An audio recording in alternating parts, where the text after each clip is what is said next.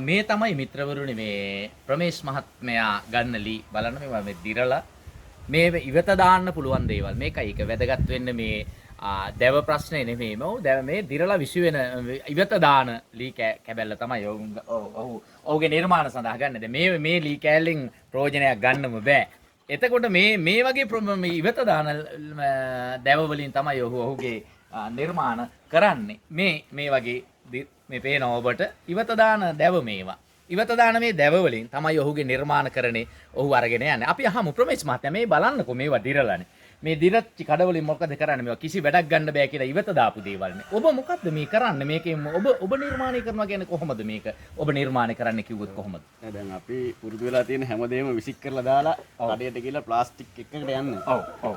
Plastic කියන එක මම ඇත්තටම අනුමත කරන්නේ නැහැ. ඔව්. නමුත් මට මේකට වටිනාකමක් දෙන්න පුළුවන්. එහෙම වටිනාකමක් දීලා හදපු එකක් මම පෙන්නන්නම්. ඔව්. ඔව්. මේ තියෙන්නේ ඒ වගේ මේ දිරලා විසික් කරන්න දාපු ලී කෑල්ලක්. එතකොට මේ තියෙන්නේ මේ මෙතන මෙවැනි මේ සිදුර නේද මේ මෙතන තියෙන මොන වගේද මේක මේ වහලා මේ අලංකාර කරලා තියෙන්නේ? ඒකට අපිට ඉපොක්සි කියලා ලික්විඩ් එකක් තියෙනවා දැනට මුළු ලෝකෙම ප්‍රසිද්ධයි.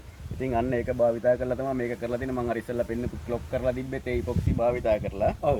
මේකෙන් අපිට ලොකු මේස වලට පවා යන්න පුළුවන්. විවිධ නිර්මාණ කරන්න පුළුවන්. ඒ කියන්නේ සමහර බෙන කඩන් තියෙනවා ලොකු මේවා කාටවත් ප්‍රයෝජනයක් නැහැ. ඒවා දිරලා විසික් කියලා යනවා. නමුත් අපි වගේ කෙනෙකුට ඒවා දුන්නොත් ඒවා අපිට මේක දාලා ෆිල් කරලා ලොකු මිලකට යන්න පුළුවන්. විදේශ රටවල ලොකු ඉල්ලුමක් තියෙනවා මේ ඉපොක්සි කියන එක. එතකොට මේක දාපුවාම මේ වගේ මේ ලීය තුල මේ දිරුම එන්නේ නැද්ද? මේ දිරුම එන්නේ නැද්ද? මේක දැම්මහම. නෑ අපි ඒක සුද්ධ කරනවා. දිරුම අයින් වෙනකන් සුද්ධ කරගන්නවා මේ ලීයේ. මේ දිරපු කොටස ඒ කියන්නේ කුඩු වෙලා යන්න පුළුවන් කොටස් තියෙන මේවා. ඒ ටික අපි සුද්ධ කරලා අයින් කරගන්නවා. ඔව්.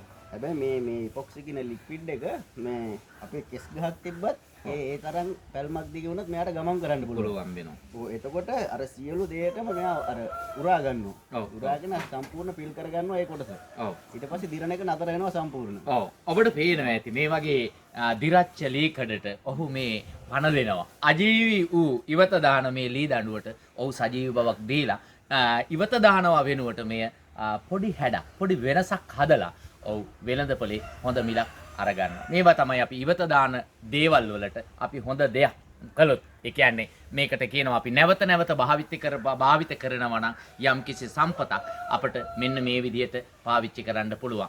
මේ භාණ්ඩය ඉවත දාන්නේ නැතුව මේ නැවත භාවිත කරන්න පුළුවන්. ඒ කියන්නේ රියුස් කරන්න පුළුවන් අපිට සම්පත් ටික. මේ එවැනි අවස්ථාවක්. ඇත්තටම ආඩම්බරයි ප්‍රමේශ් ඔබ ගැන අපට. ඒ වගේම තමයි ඔබගේ තව අලුත් නිෂ්පාදන නිර්මාණ තියෙනවා. මෙවැනි ඉවත දාන ලී දඬු ටික එකතු කරගෙන ඇවිල්ලා ඔහු මේ වෙළඳපොළට මේ දෙන්නට උත්සාහ කරන දේ මේවා අප රටේ දේශීය වෙළඳපොළ පමණක් නෙවෙයි විදේශීය වෙළඳපොළ පවා හොඳ ඉල්ලුමක් දෙන ඩොලර් රටට ගෙන එන ලොකු ව්‍යාපාරයක් විදිහට අපි සඳහන් කරනවා. ප්‍රමේශ් මහත්මයාට මේ උදව්වට ඉන්නවා ඔහුගේ ආදරණීය බිරිඳ. ඒ වගේම ඔහුගේ ආදරණීය දරුවා ඉන්නවා. අපි කතා කරනවා ඔවුන් එක්කත්. ඔවුන් කොහොමද මේ ව්‍යාපාරය ගොනු කිරීම සඳහා දායක වෙන්නේ කියලා.